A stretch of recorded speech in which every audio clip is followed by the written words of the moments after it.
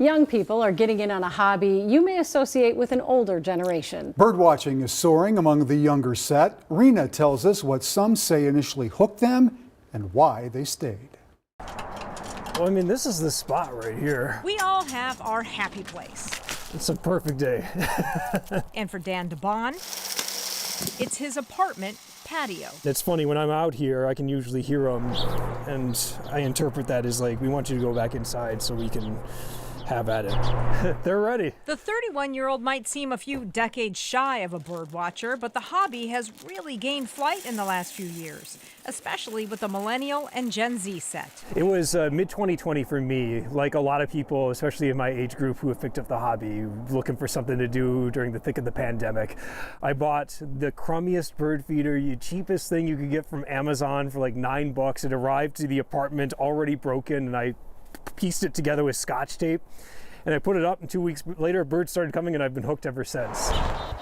If you think about it, it totally makes sense. An accidental hobby born out of the pandemic, when nature was our only entertainment.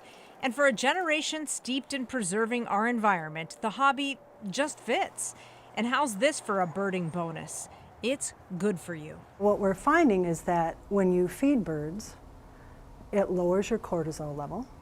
When you listen to bird calls, it releases dopamine. The folks at All Seasons Wild Bird Store say people of all ages have been flocking to their stores, eager to feed both the birds and their mental health. It's not just a feeling, it's science. A study out just this past fall found that listening to bird sounds improved mental well-being for up to 8 hours after.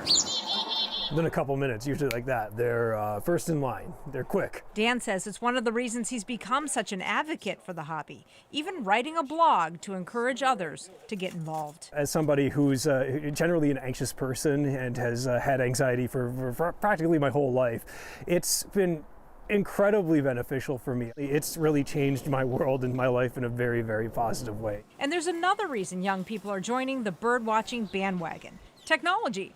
There are apps now that help you identify birds and log what you've seen and when. They've also made bird feeders with little built-in webcams, essentially, and they will, I kid you not, a bird will land there and it'll ping on your cell phone like, this bird that we've identified through AI, a cardinal's at your bird feeder, and you can take a picture of it. And that leads us to the most important part of birding for young folks: sharing.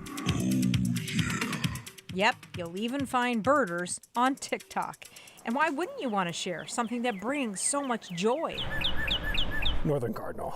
I remember the first time one of them came to my feeder, and I called my wife over. I was like, honey, there's a cardinal.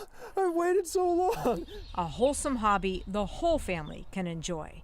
Nature and nurture intertwined. They've come to associate me as walking outside, like, okay, there's going to be fresh food outside. We better go over there. And that makes me feel good. Rena Sargentopoulos, KARE 11 News. So have we piqued your interest? We have links to get you started with birding, to Dan's blog and other birding resources at KARE11.com.